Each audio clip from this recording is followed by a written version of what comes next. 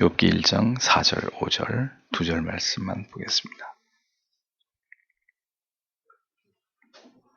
욥기 1장 4절, 5절 같이 읽겠습니다. 그 아들들이 자기 생일이면 각각 자기의 집에서 잔치를 베풀고 그 누이 셋도 청하여 함께 먹고 마심으로 그 잔칫날이 지나면 욥이 그들을 불러다가 성결케 하되 아침에 일어나서 그들의 명수대로 번제를 드렸으니 이는 욥이 말하기를 혹시 내 아들들이 죄를 범하여 마음으로 하나님을 배반하였을까 함이라. 욥의 행사가 항상 이러하였더라. 아멘. 기도하겠습니다.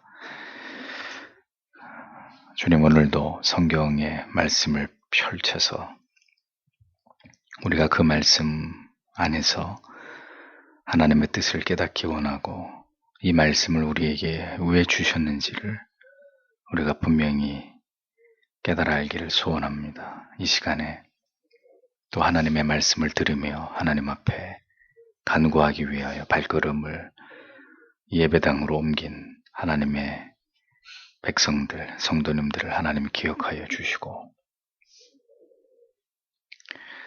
하나님의 말씀이 우리의 심령 가운데 차곡차곡 쌓여지고 그 진리의 깨달음이 우리의 신비에 철필로 새겨져야만 우리에게 어떤 날이 도래하든 우리 안에 그렇게 채워지고 쌓여지고 또 침전된 하나님의 말씀의 그 능력이 우리를 확고하게 붙들어서 어떠한 어려움과 환난의 날도 지나가게 한다는 우리가 그 중요한 사실을 오늘도 우리의 마음에 깊이 새기게 하셔서 아직은 평안의 때이고 아직은 우리의 자유가 위협받는 그런 시기가 아니지만 이 자유로운 날에 더 많이 하나님의 말씀을 듣고 우리의 마음에 그것을 새겨 넣어서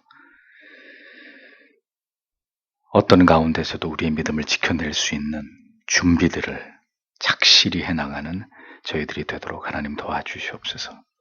모든 하나님의 사람들이 그렇게 하나님을 배웠고 그들의 믿음이 배양되었을 때 마침내 놀라운 일들을 행했고 하나님의 말씀에 절대적으로 복종하며 그리고 마침내 자기의 생명까지 버리며 하나님의 진리의 가치를 지켜냈던 것을 봅니다. 하나님께서 우리에게 말씀하고 계시는 이유는 여전히 우리에게 진리의 말씀으로 우리에게 깨달음을 주시고 가슴을 뜨겁게 하시는 이유는 바로 그 믿음을, 그 진리를 지켜내라고 하시는 하나님의 뜻이 있는 줄 압니다. 부디 오늘도 이 말씀을 듣는 모든 성도님들의 마음속에 말씀으로 찾아와 주셔서 하나님을 배울 때마다 아브라함이 그의 믿음이 변화되고 그의 삶이, 그의 모든 모습이 하나님께 붙들린 기백과 용맹과 늠름함으로 지혜로움으로 충만해져 갔듯이 저희들도 그렇게 변모되어 가는 은혜가 있도록 하나님 도와주시옵소서. 이 시간에도 귀한 깨달음으로 우리의 심령을 채워주시기를 간절히 바라오며 예수님 이름으로 기도합니다. 아멘. 마음으로 하나님을 배반하였을까 함이라. 이런 제목으로 말씀을 전하겠습니다. 이 본문은 제 기억에 한두 번 정도 설교를 했던 것 같아요. 욥에 대해서 설교하면서 전체 강의 설교는 아니었지만 욥이 어떤 사람이다라는 걸 이야기하면서 말씀을 전했던 기억이 있습니다. 그러나 또 다시 본문을 가지고 우리가 무엇을 생각해 봐야 될지를 함께 나누겠습니다. 욥이 어떤 사람인지 성경은 그를 소개하면서 그가 하나님을 경외하면서 악에서 떠난 순전하고 정직한 사람이다라는 것을 밝히고 있습니다. 하나님의 주권적인 크신 은혜는 그가 우스 땅, 하나님이 버리신 에돔 출신이었다 할지라도 그 하나님의 크신 주권적 은혜가 욥에게 임했다는 사실을 성경은 우리에게 보여주고 있죠. 또 많은 소유물을 가지고 거부의 삶을 살아가고 있었지만 그 많은 물질도 하나님을 경외하고 있는 욥을 타락의 길로 인도할 수 없었다는 사실을 성경은 또 우리에게 증언합니다. 하나님의 은혜를 베풀어 주시고 그를 붙드실 때 그리고 진심으로 그가 하나님을 경외하는 그런 사람이라면 우리가 가진 조건들, 그것이 좋은 조건이든 나쁜 조건이든 우리가 가지고 있는 환경들, 그게 아주 탁월한 환경이든 열악한 환경이든 그건 그렇게 중요한 것이 될 수 없다는 것을 우리는 깨닫게 됩니다. 부자이든 가난한 사람이든 유대인이든 이방인이든 뭐 고대인이든 현대인이든 상관없이 하나님이 택하신 사람은 반드시 하나님을 경외하는 삶, 믿음의 삶을 살아갈 수 있음을 우리가 발견하게 되는 거죠. 하나님께 붙들린 믿음, 하나님을 지극히 경외하는 믿음은 모든 환경과 상황을 초월해서 역사하고 또 그것을 초월하는 힘이 있다는 것을 성경은 보여줍니다. 그렇기 때문에 언제나 우리의 환경이나 형편을 핑계하는 것은 절대로 바람직한 믿음이 아니라는 거죠. 다만 어떤 환경에서든지 중요한 것은 그 환경 속에서 하나님을 믿고 있는 그가 누구냐 하는 것이 중요한 거죠. 하나님이 붙드시는 믿음의 사람이라면 그에게는 문제가 될 수 있는 것이 아무것도 없는 것이라는 겁니다. 어떤 믿음을 가지고 모든 삶의 영역에서 얼마나 진실로 하나님의 눈을 깊이 의식하면서 경건한 삶을 살아가고 있느냐 하는 이 문제가 중요할 따름이라는 겁니다. 경건한 사람은 언제나 하나님의 눈을 의식하고 하나님께서 판단하시는 것을 두려워합니다. 하나님은 사람처럼 속일 수 있는 그런 분도 아니고 속는 분도 아니라는 것을 알기 때문에 언제나 삶과 두려움으로 하나님이 어떻게 나를 바라보실지를 염두하면서 살아가게 되는 것이죠. 경건은 그렇게 모든 삶 속에서 하나님의 눈을 의식하는 것입니다. 그것이 하나님의 통치를 따르는 자의 모습이고 하나님을 의식하는 사람들의 경건한 습관이다라는 거죠. 그러한 삶이 몸에 배어 있었던 사람이 바로 하나님의 사람 욥이었다라는 겁니다. 그러한 하나님을 향한 경외심은 욥에게 있어서 그 자신만을 그렇게 살아가게 한 것이 아니었고 그 자녀에게 이르기까지 그들이 하나님 앞에서 경건하게 진실되기를 바라고 그래서 그들을 하나님 앞에서 신전인격자로 교육하는 일까지 매우 특심한 마음으로 그렇게 그것이 드러났던 그 사람이 바로 욥이라고 오늘의 본문은 그것을 우리에게 소개하고 있는 겁니다. 디모데전서 3장은 장로와 집사의 자격을 논하죠. 디모데전서 3장 4절에 뭐라고 되어 있습니까? 자기 집을 잘 다스려 자녀들로 모든 단정함으로 복종케 하는 자라야 할지며 12절에 집사들은 한 아내의 남편이 되어 자녀와 자기 집을 잘 다스리는 자일지니라 이렇게 기록되어 있습니다. 장로와 집사의 자격을 논하면서 자녀를 잘 다스려야 함의 중요성을 두 번이나 강조하면서 이야기하는 것은 그것이 장로와 집사가 되려고 하는 자의 경건성과 결코 무관하지 않기 때문이다라는 겁니다. 여기서 다스린다는 말의 의미는 앞서서 행한다라는 뜻이거든요. 원문에. 그래서 잘 다스린다라는 말의 의미가 뭐겠어요? 솔선수범을 한다는 겁니다. 잘 다스리는 자란 자기 스스로가 모든 면에 있어서 모범이 되어서 이끄는 것을 의미하는 것이라는 거죠. 그래서 자녀를 다스림의 원칙은 그 부모가 먼저 모든 신앙과 삶에 있어서 본이 되어야 한다는 것을 성경은 전제하고 있는 것입니다. 욥은 자녀들에게 언제나 신앙에 귀감이 되기 위해서 노력했고 더 나아가서 자녀들의 경건까지도 꼼꼼하게 챙기는 일에 있어서 매우 열심을 가지고 있었던 그런 인물이었습니다. 성경은 그 증거로 욥의 아들들의 생일이 지나면 욥이 어떤 일을 중요하게 여겼는지를 일례로 설명을 합니다. 4절을 보면 그리고 그의 아들들이 갔다. 그리고 그들이 그의 날에 각자의 집에서 잔치를 행했다. 그리고 그들이 보냈다. 그리고 그들이 그들의 누이들 셋을 불렀다. 그들과 함께 먹고 마시기 위하여 이렇게 직역이 됩니다. 욥의 아들들처럼 부자인 경우는 미혼인 상태에도 자기 가옥을 소유하기도 했습니다. 그것이 아니라면 아마도 결혼을 해서 분가를 한 것으로 볼 수도 있습니다. 여기 성경에 각각 자기 집에서라고 기록되어 있기 때문이죠. 아버지 집이 아니라 각각 자기 집이 있었다는 이야기입니다. 그런데 욥의 아들들은 자기들의 생일이 돌아올 때마다 형제자매 모두를 생일을 맞은 그 형제의 집으로 다 초대해서 며칠 동안 흥겹게 잔치를 벌였던 것 같습니다. 이로 보아서 아마도 그들은 형제간에도 유대가 매우 깊었던 것을 알 수 있죠. 경건한 아버지였던 욥으로부터 잘 신앙의 교육을 받았던 자녀들답게 모두 아주 화목한 형제 우애를 유지하고 있었던 사실을 우리가 느낄 수 있는 대목입니다. 경건한 부모의 자녀일수록 그 자녀들의 행실도 바르기 마련입니다. 형제간의 우애도 남달리 돈독할 수밖에 없습니다. 근데 부모가 예수를 몰라요. 그래서 맨날 그 부부가 불화하고 싸우면 그 형제들도 어떻게 돼요? 형제들 간도 그다지 그렇게 좋지 않는 그런 상황이 되더라고요. 신앙 안에서 만들어진 가풍은 그렇게 자녀들에게까지도 깊은 영향을 미치게 되기 마련이라는 것을 알 수 있습니다. 훌륭한 신학자와 목회자로 이름난 분들 가운데는 의외로 그 자녀들이 매우 그릇된 행실로 신앙의 길에서 심각하게 어긋나는 이런 경우들을 종종 봅니다. 그 모든 이유를 아버지 탓으로만 돌릴 수는 없겠지만 그렇다고 해서 전혀 아무런 책임이 없다고도 말할 수 없겠죠. 하나님을 경외하는, 하나님을 향한 경외는 자녀들의 신앙에 대한 지도까지 포함된다는 사실을 우리는 절대로 잊지 말아야 됩니다. 특별히 이 약한 시대를 살아가고 있는 신자들에게 있어서 자녀들에게 하나님 경외함의 신앙을 물려주고 그들이 그런 믿음의 사람으로 세워져 가기를 기도해야 되는 일은 우리에게 매우 중요한, 이 시대의 부모님들에게 매우 중요한 사명과 책임이 아닐 수 없는 거죠.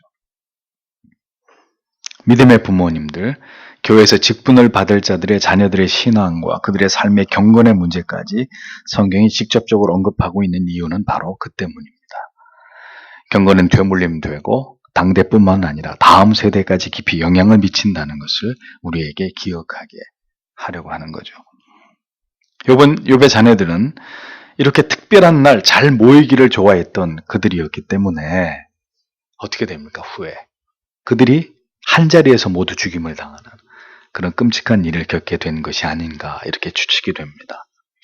행복과 우애와 화목이 넘쳤던 욥의 자녀들의 이 같은 모습은 이후에 있을 참혹한 비극의 그 색채를 더 선명하게 다가오도록 만들고 있죠. 욥은 그렇게 즐겁게 자녀들이 함께 모여서 며칠간 우애를 나누면서 교제를 나누게 되면 어김없이 어떤 일을 했다는 겁니다. 그것이 뭐냐? 5절에 기록되어 있습니다. 그리고 그 잔치의 날들이 끝났을 때 그것이 발생했다. 즉 욥이 보냈다. 그리고 그가 그들을 거룩하게 했다. 그리고 그가 아침에 일찍 일어났다. 그리고 그가 그들의 모든 수대로 번제를 드렸다. 왜냐하면 욥이 말하기를 혹시 나의 아들들이 죄를 지었다. 그리고 그들이 그들의 마음에서 하나님을 저주했기 때문이다.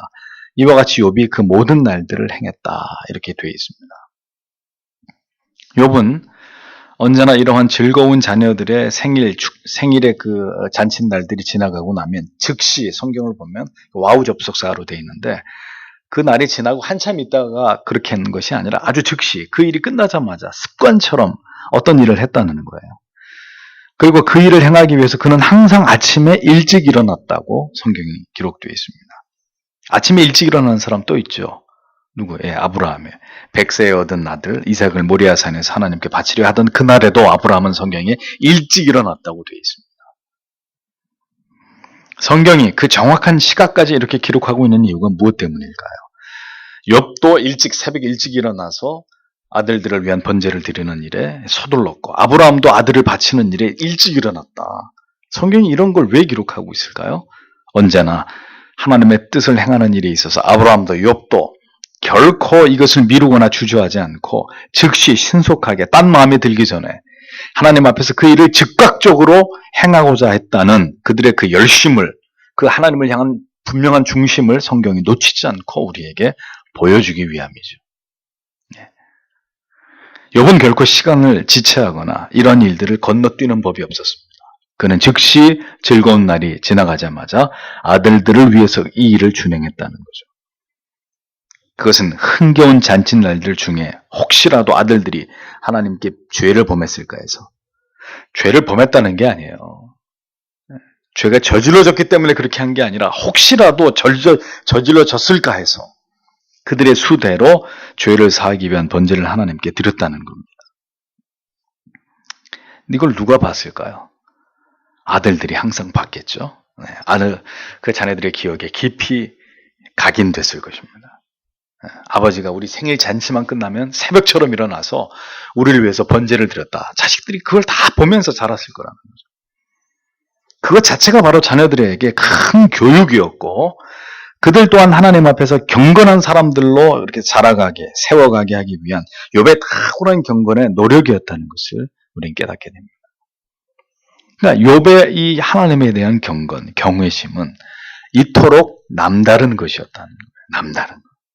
좀 이런 것에서 남달라야 돼요. 하나님을 믿는데도 그저 그만하게 남처럼 그냥 뭐 교회를 다니시는 그런 대다수의 성도님들처럼 그렇게 믿어서는 욥처럼 하나님을 기쁘시게 하는 자가 될 수 없고 뭔가 남다른 열심이 필요하다는 거죠. 좀 너무하다 할 정도로. 그거 너무 지나친 거 아닌가? 꼭 그렇게까지 해야 되나? 그것이 만약에 율법주의로 그렇게 갔다면 그것은 의미 없는 것일 것이었습니다. 하지만 뒤에 설명드리겠지만 욥은 그런 마음이 아니었어요. 하나님을 경외한다는 것, 그 하나님을 경외하면 경외할수록, 사랑하면 사랑할수록 어떤 작은 일 하나까지 그냥 사서로이 지나갈 수 없었던 거죠. 하나님을 경외한다는 건 그런 것입니다. 경건에 대한 어떤 율법적인 강박에 의해서가 아니라 하나님을 너무 깊이 의식하고 하나님의 마음을 살피고 하나님의 마음에 내 마음이 고정되어 있다 보니까 이렇게까지 평범한 사람들이 보기에는 좀 지나치다 싶은 만큼 세세한 것까지 생각하고 행동하고 살피게 되는 그런 마음이 욥 안에 생겨났다는 겁니다. 자, 예를 들어보죠. 누군가에게 깊은 관심이 있어요. 그래서 결국 그를 깊이 사랑하게 되면 사람은 어떻게 변하죠? 지극히 이타적인 사람이 됩니다. 내 자신보다는 그 사람의 마음이 어떤지, 그 사람에게 어떤 어려움이 있는지, 어떤 불편함은 없는지, 왜 표정이 그렇게 어두운지, 왜 밥을 먹지 않은지, 왜 나에게 이렇게 차갑게 대하는지 하나부터 10가지가 다 신경이 쓰이는 거예요. 나한테는 신경이 안 가는데 내가 사랑하고 좋아하는 그 대상에 대해서는 모든 게 다 신경 쓰이는 거예요. 작은 것까지. 어떻게 더 잘해줘야 될지, 어떻게 해줘야 그 사람의 마음이 더 편안해질지 이런 마음이 절로 생겨나잖아요. 그런 마음이 누구에게 든다는 것은 내가 그 사람을 지금 깊이 사랑하고 그에게 온통 마음이 빼앗겼다는 걸 의미하는 거잖아요. 욥이 그 아들들의 경건에까지 이렇게 신경을 쓰고 있었던 이유, 바로 그것 때문이었다는 거예요. 욥의 마음이 온통 하나님을 향하고 있었기 때문에 그 하나님이 가장 싫어하시는 것이 죄라는 것을 누구보다도 잘 알고 있었던 욥이기 때문에 그 아들들을 향해서 이렇게 하는 것은 결코 이상한 행동이 아니었다는 거죠. 욥은 하나님을 깊이 사랑하고 있었고 그 하나님에 대한 사랑에 빠져 있었던 사람이기 때문에 하나님의 눈을, 하나님의 시선을, 하나님이 어떻게 생각하실까를 언제나 생각했기 때문입니다. 그게 사랑에 빠진 사람들의 모습이잖아요. 얼마나 자기가 사랑하는 사람에 대해서 민감합니까? 예민합니까? 예? 그렇게 사람들이 집에 와서 많이 떠들어도 옆방에 잠자던 아기가 응애하고 울면 엄마들은 쫓아가 버리잖아요. 아무도 모르는데 갑자기 얘기가 다 벌떡 일어나서 어디론가 사라져요. 가보면 가서 애 젖 먹이고 있어요. 그게 엄마들의 그 촉이잖아요. 하나님은 이렇게 자신에게 예민한 자를, 민감한 자를 사랑하십니다. 그런 자를 친밀하게 여기시는 하나님이십니다. 욥이 아들들이 죄를 지었는지 안 지었는지는 그 자리에 함께 잔치에 참여하지 않았다면 알 길이 없었을 것입니다. 그래서 이건 가정하는 거예요. 욥은 생각하기를 혹시라도 내 아들들이 그 흥겨운 잔치 중에서 혹시라도 말과 행동이 말과 행동이면 차라리 나을게요. 성경에는 뭐라 그랬어요? 마음이라 그랬어요. 마음. 그들이 마음으로라도 하나님 앞에 그 마음과 영혼이 해이해지거나 나태해지거나 게을러지지는 않았을까? 부지불식간의 경거망동에서 하나님 앞에서 하나님의 영광을 가리우는 그런 마음을 먹었던 것은 아닐까를 염려해서 번제를 쌓았던 것이라고 성경은 분명히 증언을 하고 있습니다.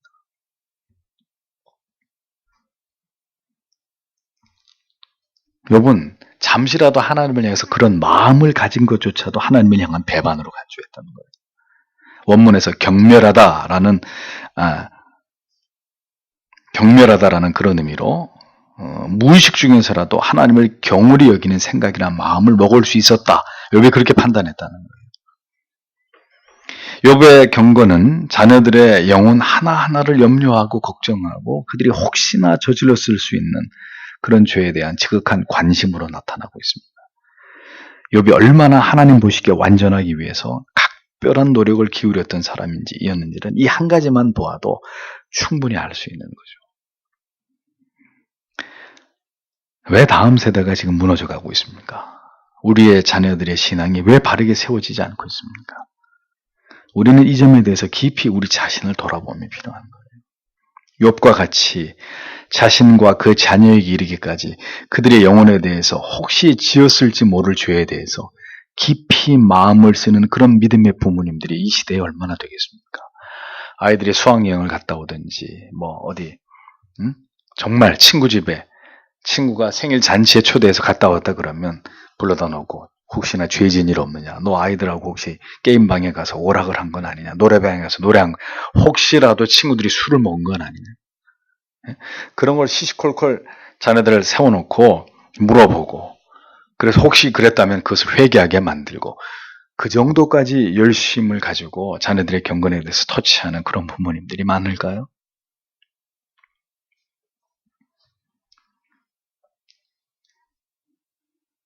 저는 부모님들께서 자녀의 영혼들을 염려하셔서 인터넷으로 어느 교회를 보내야 될까 이렇게 알아보시고 이 서교 장로교로 인도해 주신 그런 부모님들, 또 그렇게 해서 이 교회에 나오게 된 지체들, 그들에게 저는 목사로서 매우 큰 책임감을 느낍니다. 또 자녀들을 이끌고 멀리까지 바른 교회를 다니시기 위해서 그걸 다 무릅쓰고 이 작은 교회로 발걸음 옮기시는 성도님들의 가정에 대해서도 역시 동일한 막중한 책임감을 느낍니다. 자녀를 교회에 데리고 나오신 모든 성도님들에 대해서 늘 목사의 마음은 하나님께서 그 자녀들의 영혼의 진리의 빛을 비춰주시고 회심의 은총을 부어주시기를 간절히 기도하게 됩니다. 그게 보통 마음이에요. 그냥 아무 교회나 보내면 되고 네가 알아서 다녀 이렇게 쉽게 하면 될 것을 굳이 알아봐가지고 어떻게 해서라도 바른 교회로 아이의 자녀의 영혼을 염려해서 찾아가지고 바른 교회로 그렇게 보내고 또 그 아이들을 끌고 교회에 오시고 쉬운 일이 아니에요. 자녀들의 영혼을 염려하지 않고는 그렇게 하실 수 없는 일이잖아요. 얼마나 귀한 결단이고 자녀들을 위한 아름다운 노력인지 모릅니다.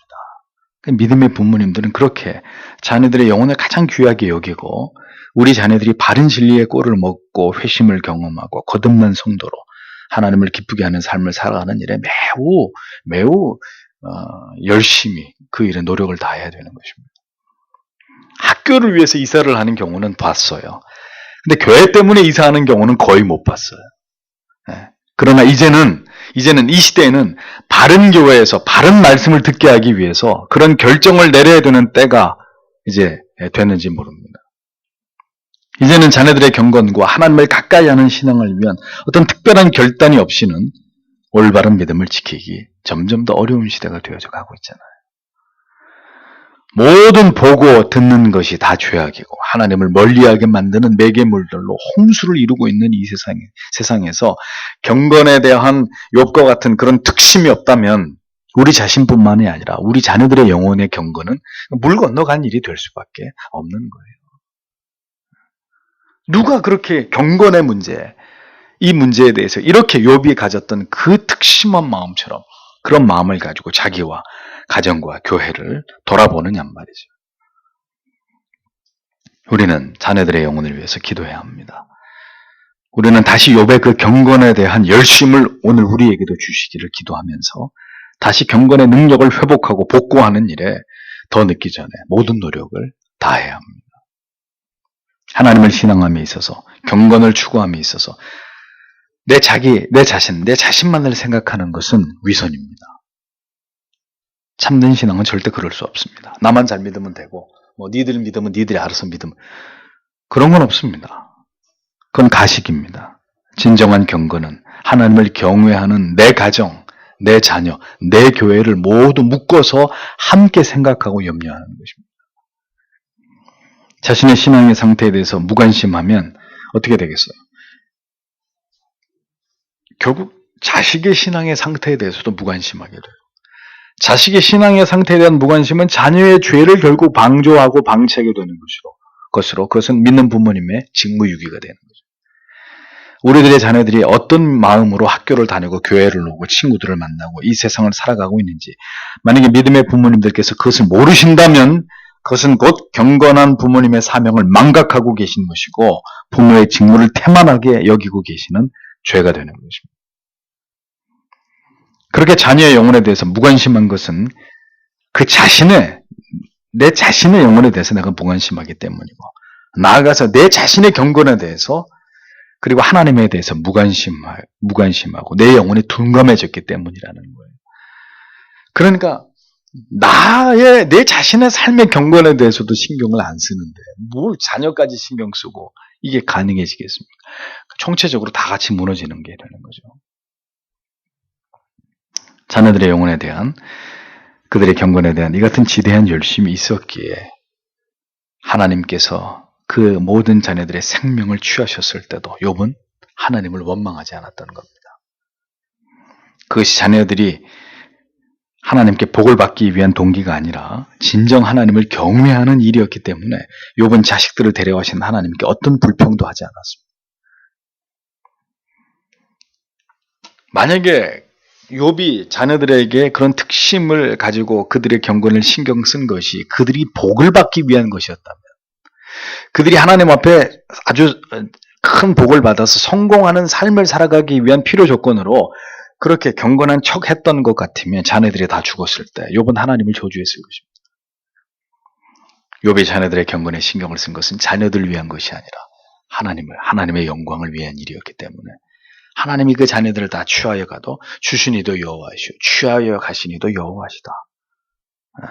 그렇게 하면 하나님을 원망하지 않는 것을 볼 수 있죠.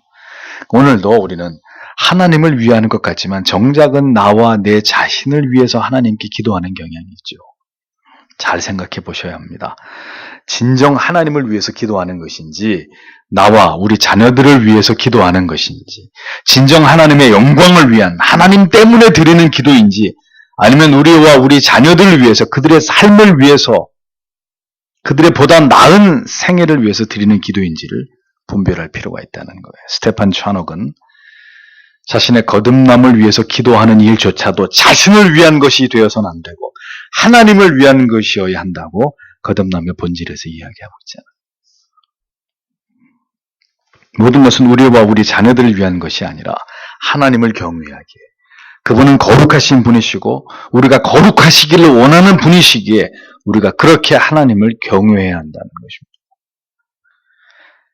그래서 어떤 믿음의 어머니는 아들이 세상에서 너무 많은 죄를 지으면서 하나님께로 돌아올 줄을 모르고 그렇게 많은 죄를 지으면서 세상에서 그렇게 살아가는 모습을 보면서 하나님 앞에 눈물을 흘리면서 이렇게 기도했다고 하잖아요. 하나님, 어서 속히 저 아들을 데려가 주십시오. 응? 하나님 이름을 저렇게 더럽히고 이 세상에서 저렇게 더 많은 죄를 짓기 전에 하나님 이제 그만 데려가 주십시오. 그게 어머니가 할 수 있는 기도일까요?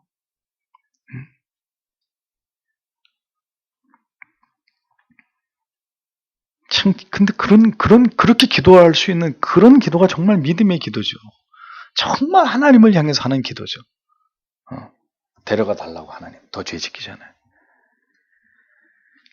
이 약한 시대에 우리의 자녀들의 영혼을 하나님께 바로 세우는 일은 먼저 부모님들의 경건이 필요한 그런 일입니다. 우리가 하나님을 진심으로 경외하고 사랑하고 그 하나님의 불꽃 같으신 시선을 의식하는 부모님들의 믿음이 먼저 회복되셔야 자녀들의 그것이 회복되는 것이죠.